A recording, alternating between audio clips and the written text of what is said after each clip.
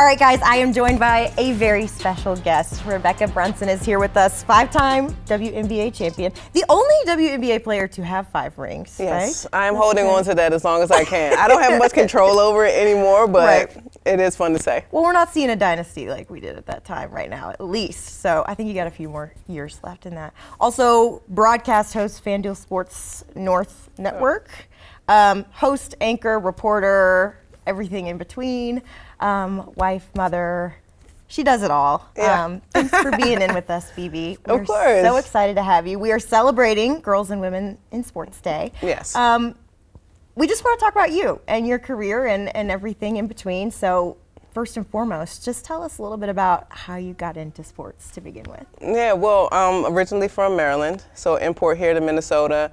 I grew up there. I have a twin brother, actually, and I think that's probably where my competitive drive kind of came from. Since we were little, we always played together and competed with each other. That gave us something to do. So that's where the love kind of formed, right? And then I just, I think that since I picked up a basketball, I just fell in love with the sport, right? I had a great support system that kind of let me find my way into it. Didn't start playing until I was later.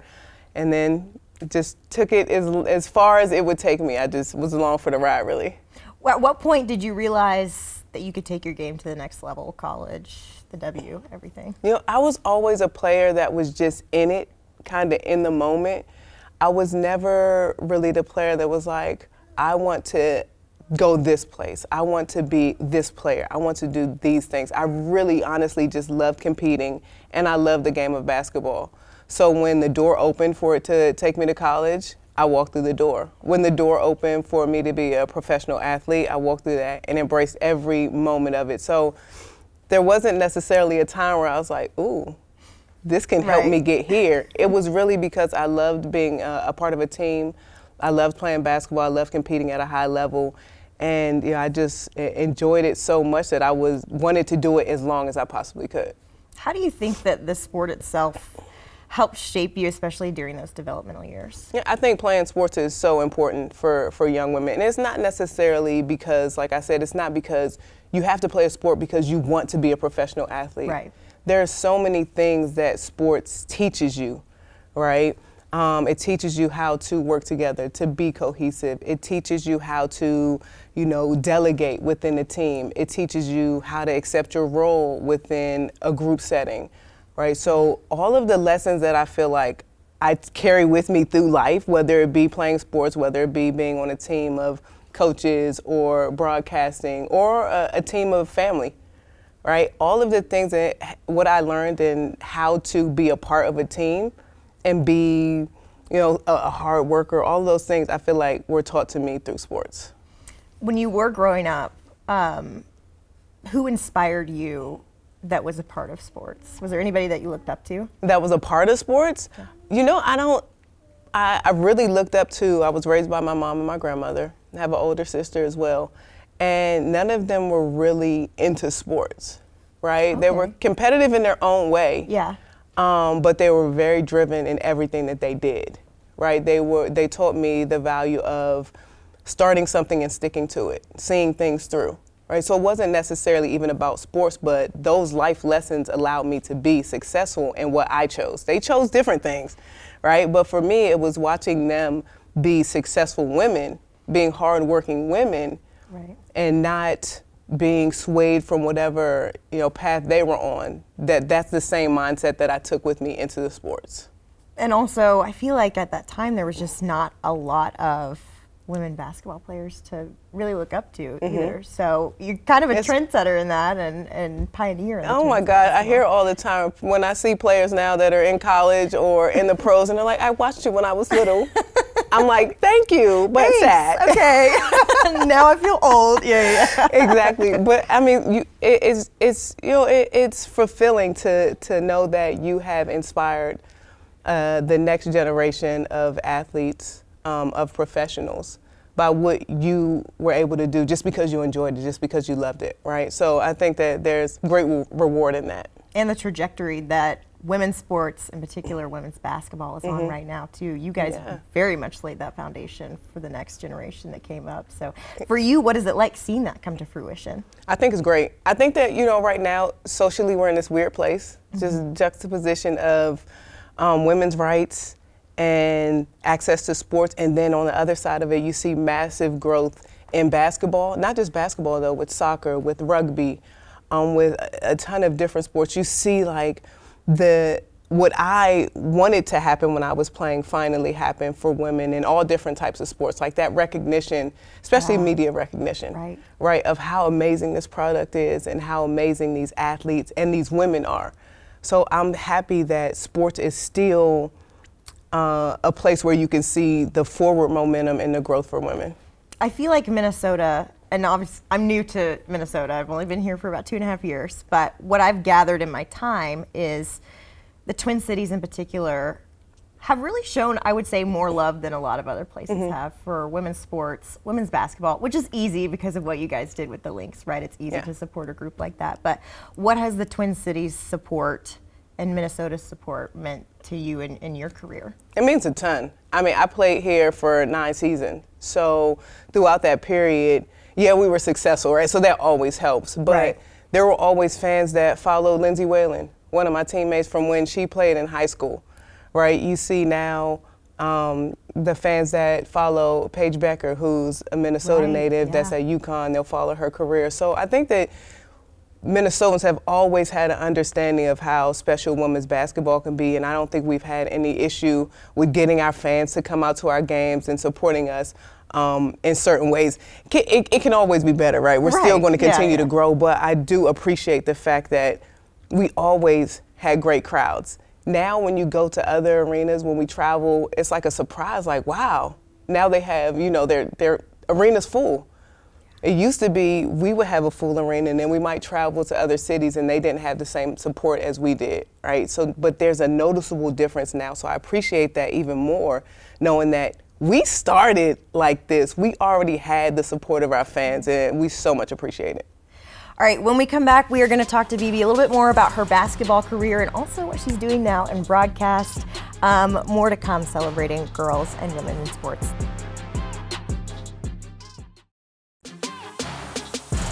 Welcome back, everybody. If you missed it, we're here with Rebecca Brunson, legendary Lynx player, now broadcasting for all things basketball, also Lynx assistant coach.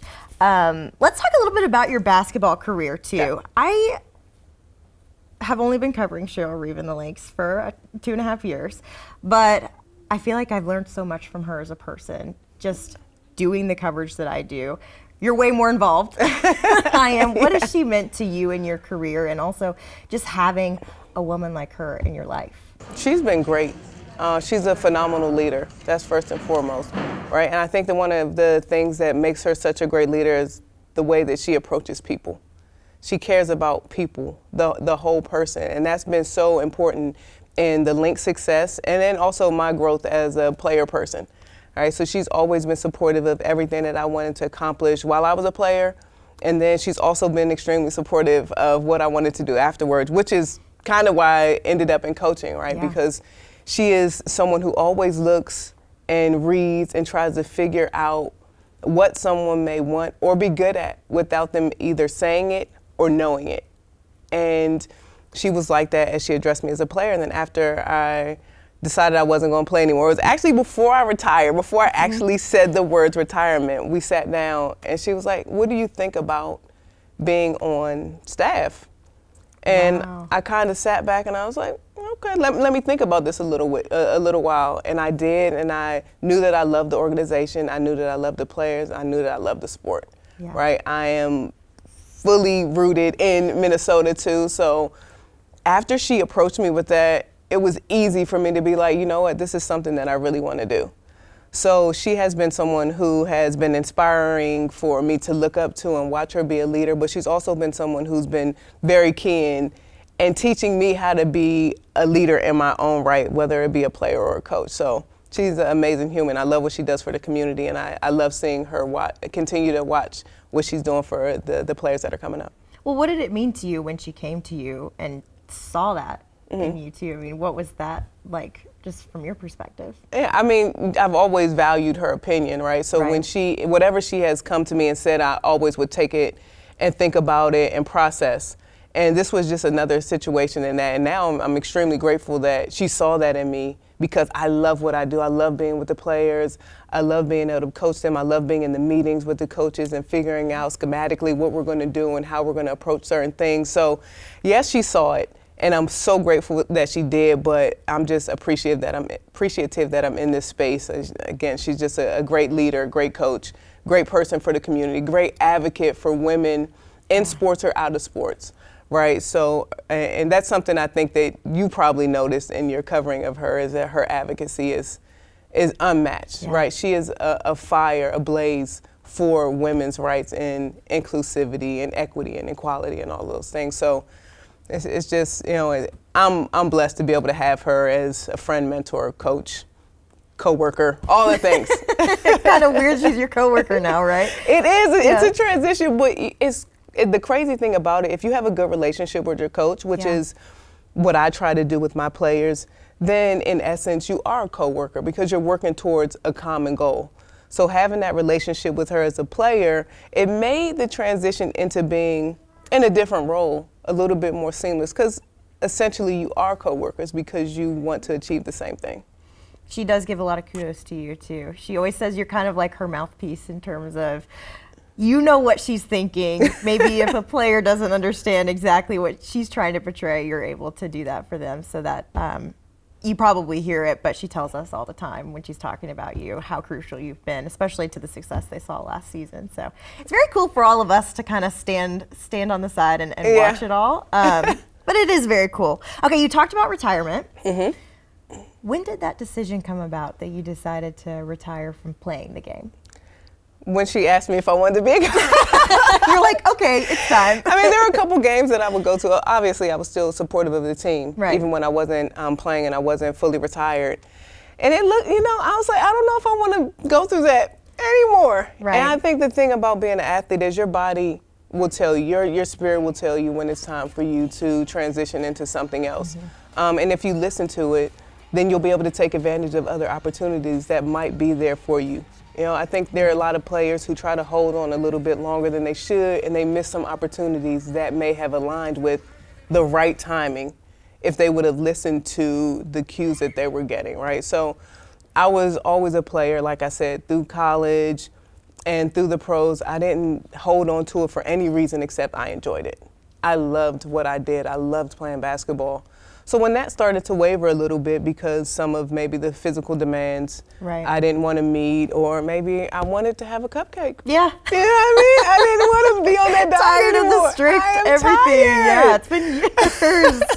So I get that. When those things started happening, I never was somebody that wanted to cheat the game in any sense. Right. So sitting back and watching and just being okay with not being out there, that was one of the biggest cues that I was prepared for retirement. And then obviously this job came, the opportunity to coach came along from Cheryl. And at that point I was also doing some of the analyst work. So I kind of had my hand in other things. I was starting a small business at that time as well. Yeah.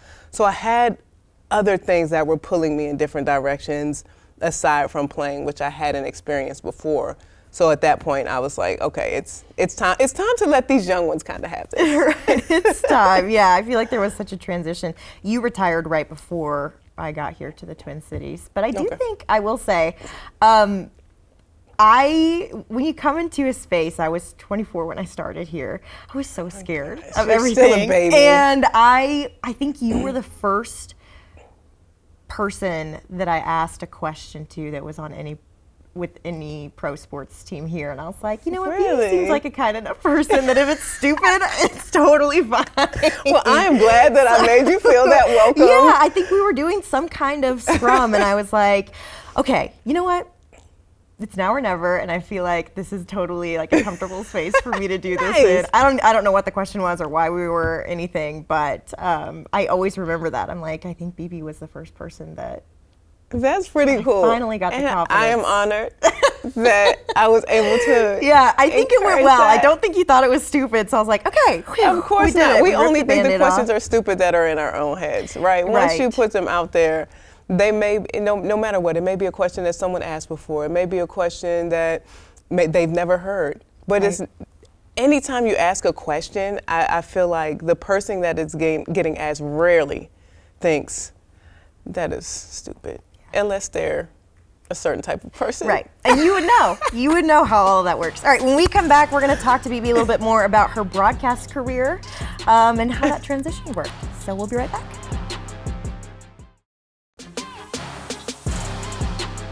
So we are back.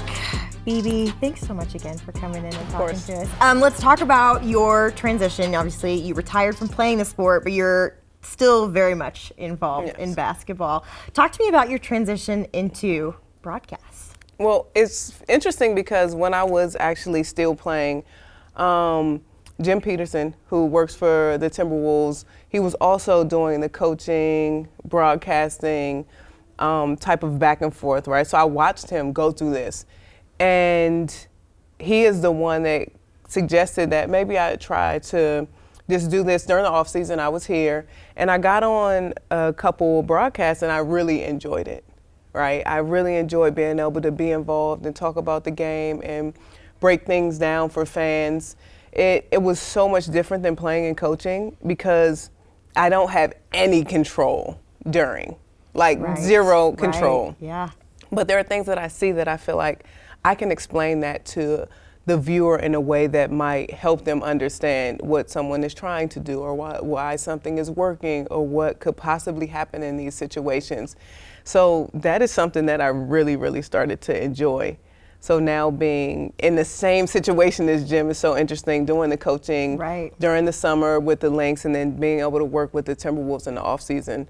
It's so fun. I love it. It keeps me connected to the game. Yeah. And it also helps. Like it helps being able to be involved in basketball schematically in the offense and in the off season, watching offenses, watching defenses, watching certain things that maybe I can take to the Lynx when our season starts. I always say they're so funny when I'm in Right, I different seasons. know. I talk In about my them park, like they're yeah, like I'm with the Lynx too.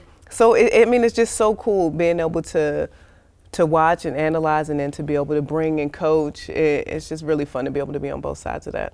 Something that I always find interesting because working in broadcast, I obviously am friends with a lot of women who are also sports broadcasters too. There is sometimes a little bit of a difference. This is why I'm interested on your perspective of it. Imposter syndrome runs rampant, right? With women, particularly in sports broadcast. But I have noticed that women that were athletes, pro athletes, college athletes that moved into that sports broadcast space, a little less imposter syndrome.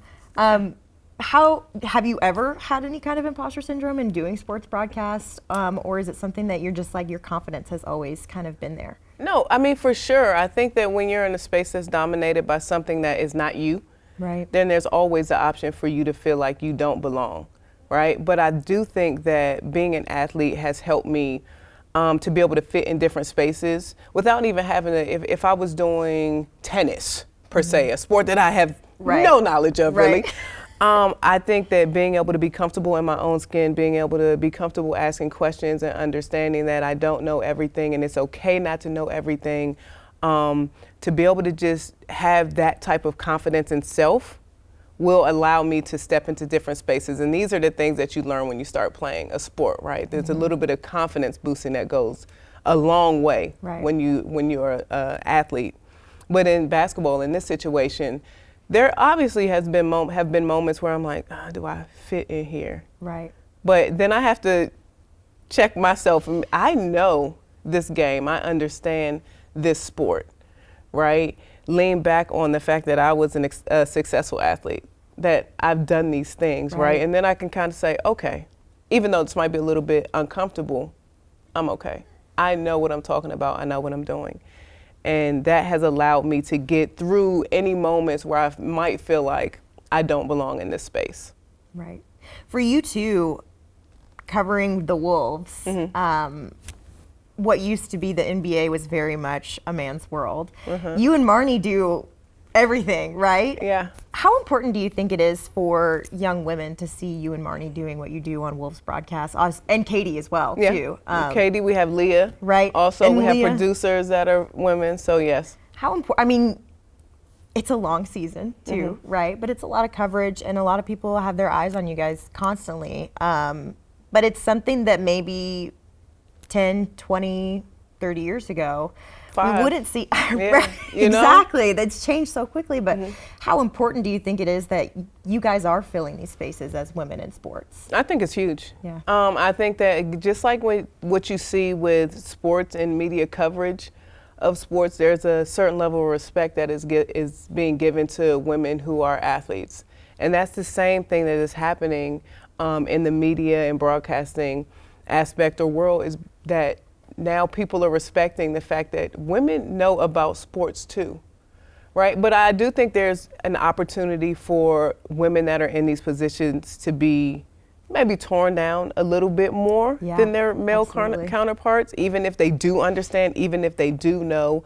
I think that men in this world or in this field, if they make a mistake, or if their fact is wrong, or if their perception isn't the one of everyone else, they get a little pass. Like, you know, Right. it's There's like more grace for the men. absolutely. Yeah. But women, it's a little bit different.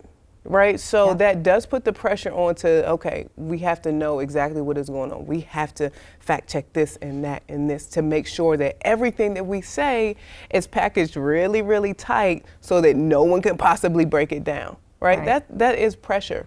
And I think that will continue to be there for a while. But the fact that we are in these spaces, and the fact that we can allow young girls or other women to look into these spaces and say, that is a place where I can see myself, that is a place that I can set a goal to be able to be. I think that's so important.